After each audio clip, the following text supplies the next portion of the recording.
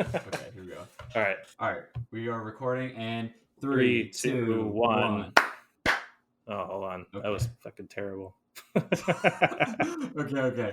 Here we go. 3, 2, 1. There we go. Okay. Yeah, I can All see right. it in the trail too. All right. Okay, cool. All right, guys, welcome back to episode 2 of Within Tolerance. This is a podcast where we have two machinists and we basically just talk shop, talk about all sorts of cool stuff, manufacturing, CAD, CAM, machining, 3D printing, all the good stuff. I'm joined by my co-host, Dylan Jackson. How's it going? Oh, it's going pretty well. I'm excited for episode 2. Yeah, so we're basically, by the time these are being released, we probably have recorded 2 or 3 episodes and they'll all be released at once. And like I mentioned in the first episode, we're probably going to be doing these like every week sometime. We don't know. I'm thinking Monday. What are you thinking on a day to release them? Yeah, because I think we talked about recording on Friday, so maybe record on Yeah. Friday, have the weekend to edit it, and then post it on Mondays. Because my thought is, right, whenever I listen to machining podcasts or any podcast, like this doesn't apply now because I don't work at a day job anymore. But when I did, like Monday, I mean, it's just Monday, right? No one likes Monday. And if you have something fun to listen to, it kind of can help that out. So I figured that might be kind of a nice thing to put out there on a Monday. Yeah, definitely. I agree. So, yeah, but basically, I guess let's just get into it. What have you been working on? How is job shop life? Going pretty well. So we finished up that larger order. Let's see, end of last week, Okay. and have been kind of doing some preventative maintenance and little projects that we've been needing to do. We're getting some LEDs wired up in our brother because it didn't have any light in it at all. So we've just been Oh yeah, you relying were on. talking about that. Yeah, so it's. I found out a better way to do it from the brother techs that instead of trying to wire it directly to the board and worrying about overloading the actual IO board, you can run the IO to a relay and then a power supply, and then run both the lights off of that. Oh, okay. Yeah, so I bought all that, installed most of it earlier in the week, and then tomorrow I should finish it all up and get it all turned on. And then weren't you getting like a roof made for the machine? Yeah. So one of my customers, I traded some programming for some not water jet, plasma cutter time. So I need to get Okay. that drawn up in Fusion and then sent over to him fairly soon. I just got to figure out how I want to do the wipers against the spindle and figure out all my clearances and stuff. I've got a rough model already, but just kind of got to knock down the details and then get it all sent over. So will that be plasma cut, like just sheet metal or something? Yeah, probably 1/8 inch aluminum or something simple like that. It doesn't need to be fancy. It just needs to stop the mist from going out of the cabinet. I'm just trying to picture 1/8 inch aluminum. That'd be heavy, don't you think? Well, I mean, it shouldn't be any heavier than the sheet metal. Yeah, that's I true. think that's probably 1/8 inch or maybe 60 thou Yeah. steel. So Huh. Yeah, well, that'll be, once you get that fully enclosed. Do you have a mist collector on that? no, not on that. I mean, we couldn't right now because there's just too much open space. But Yeah. coincidentally, we're actually talking about picking up a mist collector for our Kitamura probably in the next week or so. Are you gonna go with mist away? Yeah. For the price, I don't think you can really beat them. That's the thing. Yeah, I got one on mine. I need to clean the filters. I need to look up how often you need to clean those, but I haven't cleaned it in probably 3 months or so, and it definitely helps because I'm in a garage and it just turned into like Vietnam in there. And it was bad. Like the windows were getting all cloudy and like it Ooh. was just like so muggy in there. It was just like you don't want to go in that room. Yeah. And so it's definitely been helpful. It's like an ambient noise. I wouldn't say it's loud, but it can be kind of obnoxious, but it's pretty nice the way you can hook it up so wherever the coolant turns on, it kicks on, and then you can have it set a delay. So like, okay, once the coolant's off, how long do you want it to stay on? And I think I have mine set to like 3 minutes or something. Okay. So from when I was looking at their website, that's like an additional thing you have to buy, right? Yeah, I don't remember how much it was. I think it was like a couple $100 or something. Yeah. Okay. So you Yeah. recommend that though then? Yeah, I just that I don't have to ever think about, going back there behind the machine, turning it on. You just put it on auto mode and it just does its thing. Okay. Yeah, I like that. Yeah. So for however much it is, I definitely it's just little things like that. I'd rather save the time than, fuss with it. Yeah. Well, and we've got a machine at work that has one that's like linked to the uh, e-stop or like the power switch, and it Okay. just runs all day. And when you're setting up, it's such a annoyance. That's the thing. Yeah, I hate setting up and having really any ambient noise kind of annoys me, but Well, that's cool. Yeah, I think we're definitely gonna get one. We've had longer and longer run cycles recently, and it's you can definitely taste the coolant in the air yeah. when it's been running longer, especially higher RPMs, as you definitely know with all your molds and stuff. Yeah. Running 10, 12, 13 grand for 10, 20 minutes, it definitely gets a lot in the air. Oh yeah, then picture, 10,000 for, 20 hours straight. Yeah, that I can't even imagine. That's insane. I Yeah. think the longest cycle we've ever had is maybe an hour. Oh man, that's nothing. That's like a cakewalk. Yeah. Yeah. No, I had my little tag desktop machine and I remember I ran a mold on it back when like this was 5 years ago and it was like a 25-hour cycle time. And the only reason it was that long is cuz I kept breaking tools and I was like, "All right, screw it. I'm going to slow it down so slow that I know I'm not going to break a tool." And the tool didn't break, but the mold didn't turn out the way I wanted it. So Oh, it's kind of jeez. but like it was just like that little motor. I mean, you could wrap your hand around this motor. I think it was like a I don't know, like a quarter horsepower motor, but like that thing was so hot. Like it was probably not a good idea, but I didn't know any better, so Right, right. Well, and you had to get it done. That's all you had. yeah. So I understand. So Yeah, I yeah. looked at those. I think just when I was starting school, I looked. It was like, oh, Okay. I can get a tag and like make all these things and like Yep. I didn't work out like that. I didn't end up getting one, but yeah, now looking back on it, it's like, man, how did I think I was going to be able to make all my wildest dreams come true? Like it's a Yeah. great starter mill, don't get me wrong, but it's it. I can imagine it would be tough even for you to make small molds like that. 25 hours. That's a long time. Yeah, see that's the thing though.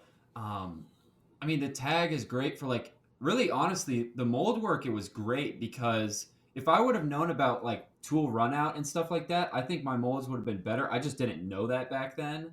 Um, and for tiny tools, if you don't need any torque, it's great. But if you just try to use like even I don't know an eighth inch or a quarter-inch tool, and you try to take an actual cut, like it doesn't like that. So How it's long kind did of you use that for your business before you bought the house? I probably made 30 to 50 molds on that. And I bought it in 2013 and then I bought the Haas last year. Holy So, crap! but like I wasn't using it, I'd say for the past from like 2015 to 2017 because I was in school. So I had like VF2s and all sorts of stuff I could use. Um, but yeah, it definitely paid for itself numerous amounts of time. That's awesome. That's really cool. Yeah. I think they're actually made in Scottsdale here in Oh, Arizona. really? Yeah, if I remember right, they're not too far from me. Huh. That'd be kind of cool to. I don't know how many that guy sells, but I think he does pretty well. Yeah, I mean, yeah, Milling Machines in Arizona. I just looked it up. Huh. Yeah, I always thought that was pretty funny that the one that caught my eye was, not too far from where I am. Yeah, you probably could have just gone and saw one and just checked it out. Yeah. Well, that's really Yeah, cool. but yeah, so yeah, good little machine. I know there's a lot of upgrades for that third party stuff, so that's kind of cool. And I still have mine. I've honestly thought about setting it up again. And you can get like spindles that use like what is it, an ISO 20 holder. Um, Oh, wow. that's a thing, right? ISO 20. Uh, I know there's those tiny ISO holders. I don't remember what the number is on them, but yeah, I'm Yeah, sure you're but probably they right. make a little spindle cartridge that you can use with those. And there's a couple guys on Instagram I've seen use them, but long story short, it'd be nice because I do these, these parts that might have a dumb cross hole on one side, and if it's plus or minus 5, the little tag could easily hold that, and so if it's just doing a little cross hole, like it'd be kind of nice to, have two little spindles going. Oh yeah, I mean that's half the So reason we bought the brother was just really, yeah, we needed another spindle. We were dying on just having one spindle. Like even with two pallets, you can only set up so much and run so much. And so yeah, we have a bunch of parts that are holes on every single side, and now we can rough them and do the second op in the kitty, and bring all the side ops over to the brother, and that thing drills and taps and moves so fast that it really really helps. yeah. Do you for your kitty? Do you use the palette change option a lot? I know you said it was really slow. I thought you said. It's really fast for a pallet changer, but Okay. the pallet changer versus like just having a normal mill where you can walk up and load stuff is much more time. Yeah. Like if we're just using one side of it, it takes 15 seconds or 20 seconds to rotate it in every time and rotate it out at Really. every end of cycle. And so when you're just using one side, it becomes a burden. Yeah, but I guess if you do like an op one and op two, that would be sweet. Yeah, yeah. When we have used both of them, I mean, the problem is kind of going through the mental calculations of like, well, if I want to run both of them, I have to write a program for both sides because we don't have 100% matching vices for both sides. Like we've got our orange double station on one side usually, and then our single station on the other. So I've got to Okay. program the part twice, or program it once and then rotate all the tool paths once.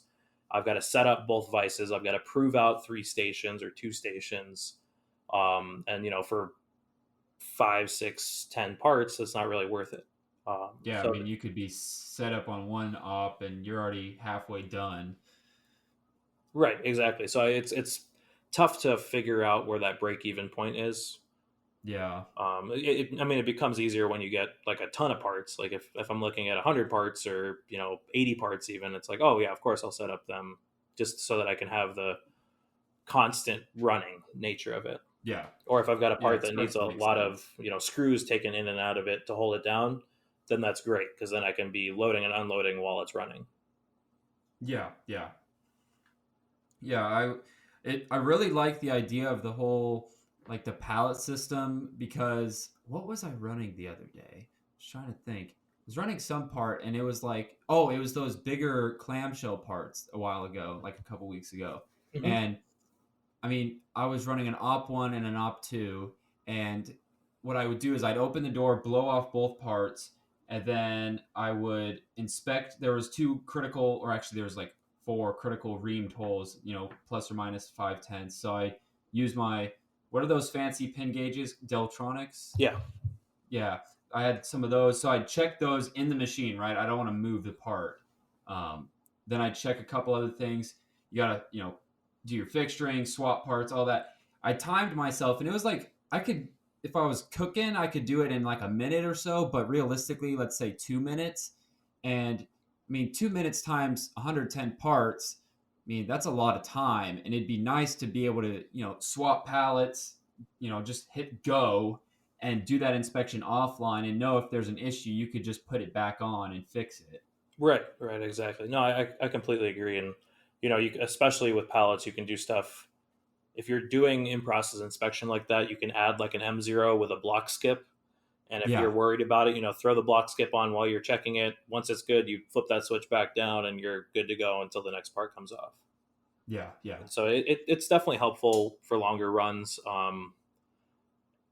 Again, though, it's really the break even. Like a lot of our work is onesie twosie kind of stuff. And so it just doesn't make any sense. But it's nice to be able to have even just two things set up. Like right now, we don't have the double station. We have a sub plate that we made for like okay, larger plate work. And so I've got that on one side and then the single station on the other. So if I need to switch between plate work and vice work, that makes it really easy.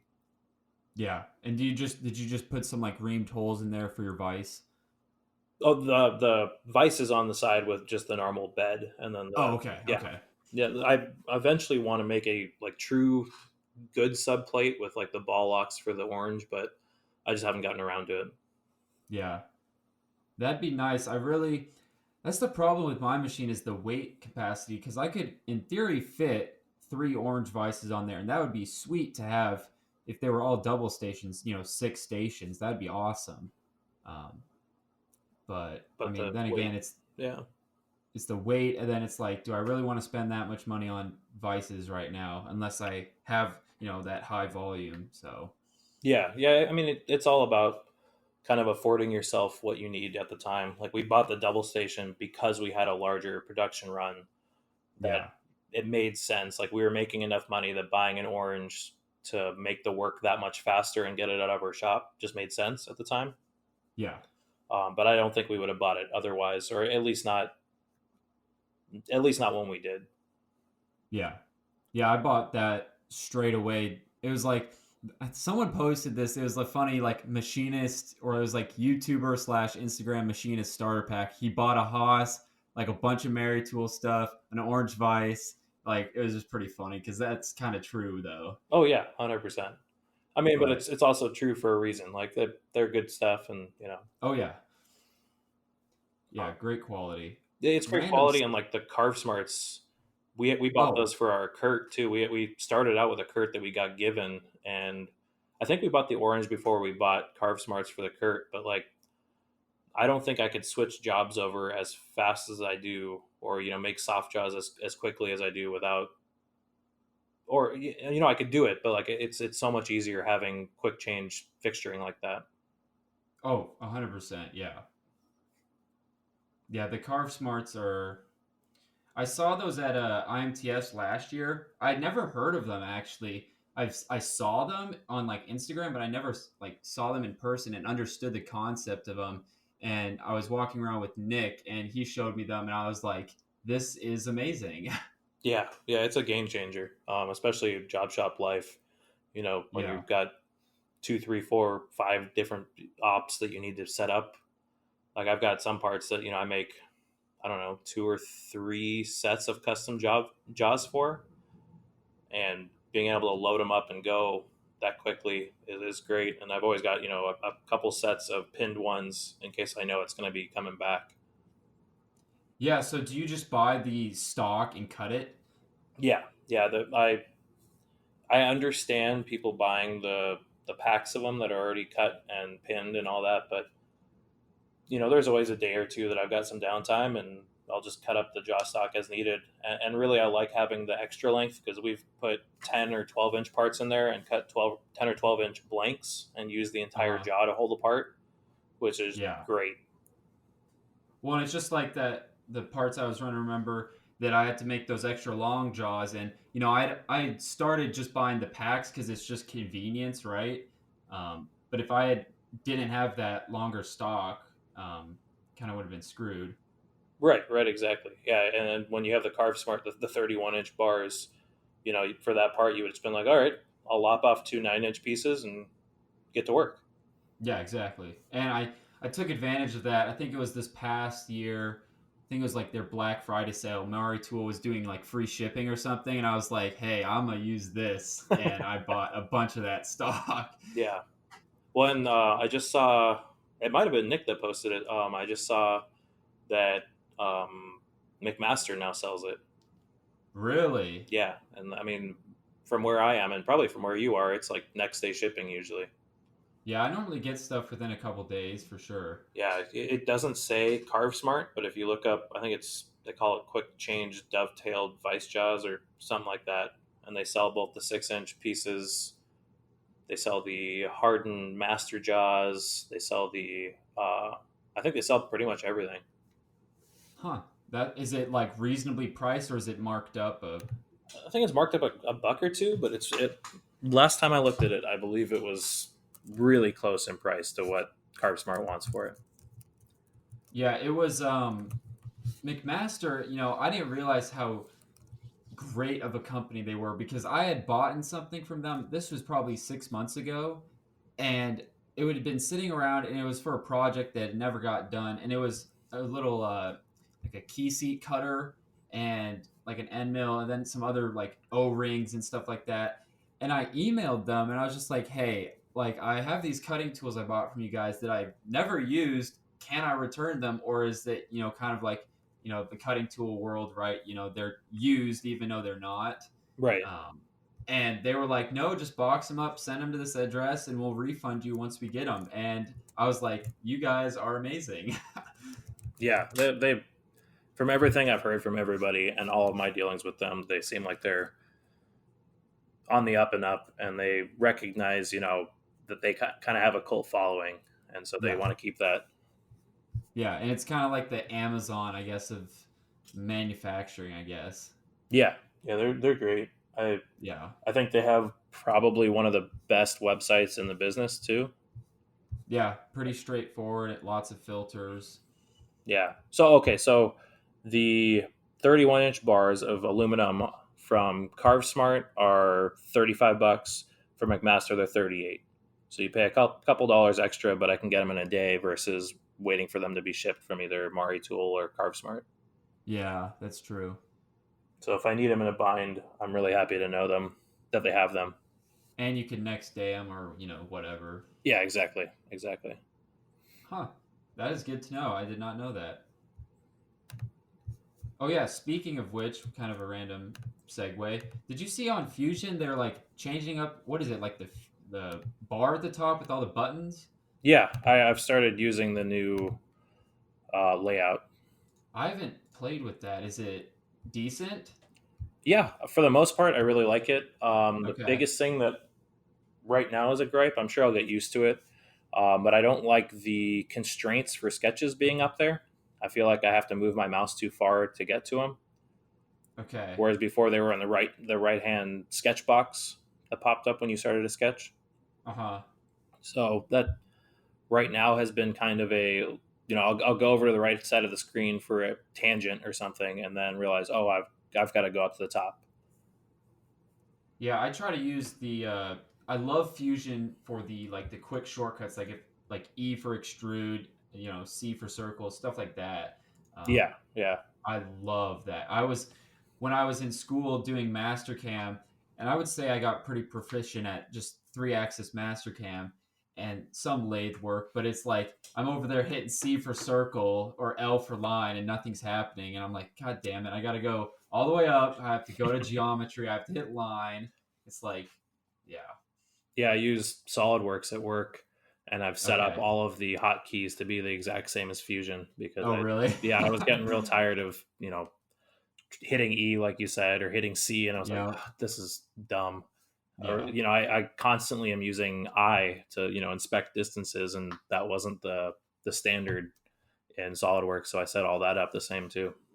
yeah. That's a good way to do it. I'd rather be consistent, even if it's not how SolidWorks intends it to be. Yeah, who cares though? I mean, as long as you can, you know, I just try to keep it universal.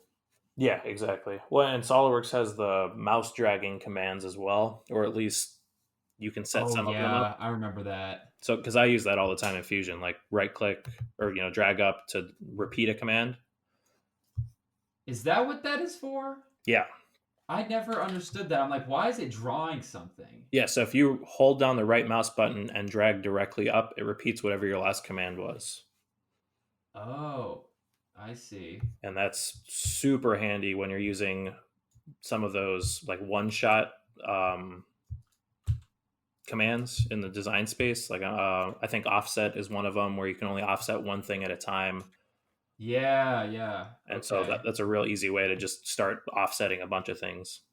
Yeah, I'm playing with it now. That's pretty. I I would always just right click and like go up and hit like repeat extrude, for example. I didn't know like just doing that little draw thing just did it instantly. Yeah, yeah. It becomes really fluid, and it's one of my favorite kind of hidden things, I guess, in Fusion is like how quick you can get with that.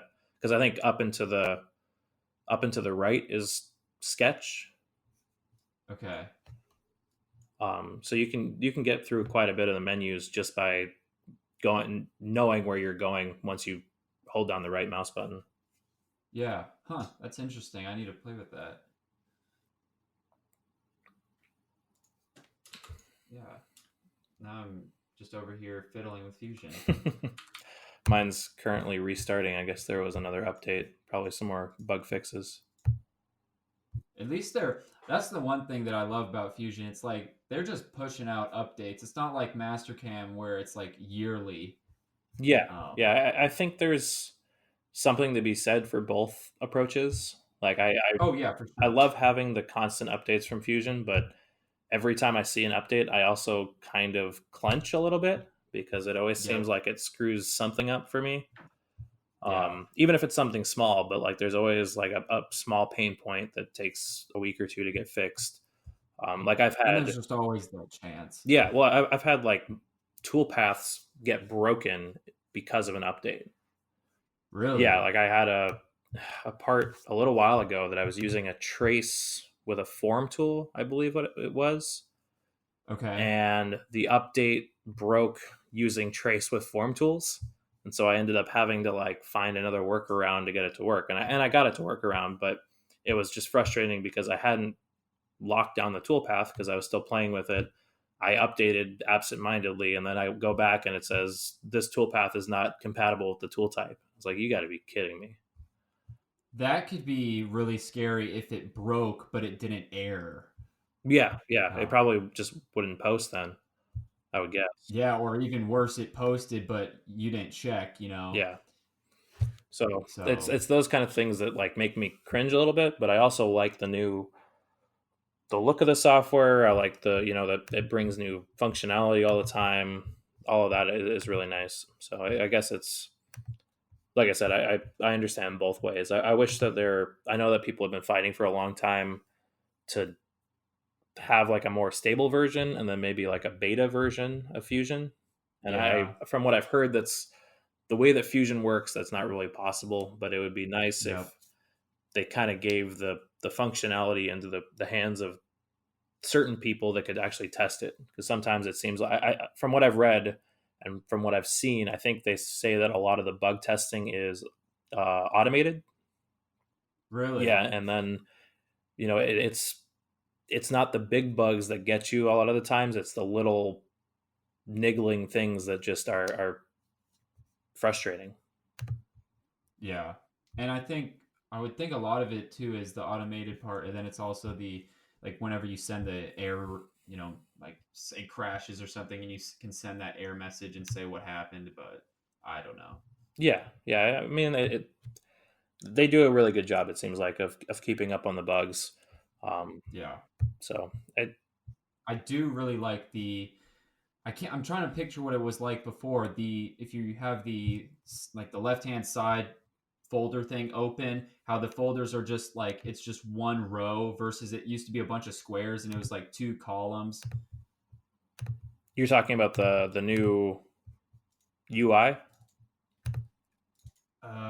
Yeah, like if you just go into if you have a folder and you have multiple folders in there, it's just like one column versus two columns like little boxes. It just looks cleaner. Oh, I got you. Yeah, Yeah.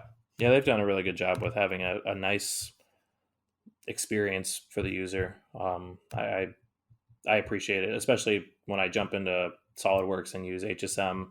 Fusion's just so much cleaner. Yeah. Yeah. So, all right. Well, should we wrap it up there? Yeah, sure.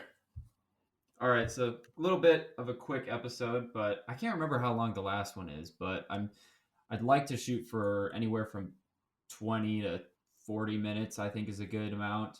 Yeah, yeah. I Um, mean, we'll just feel it out. I'm sure some days we'll have a lot more to talk about than others, and yeah. we'll just let the content kind of speak for itself. Yeah. I agree. But all right, guys. This was episode 2. Join back, whenever for episode 3, and we'll see you next time. All right. See ya. So yeah.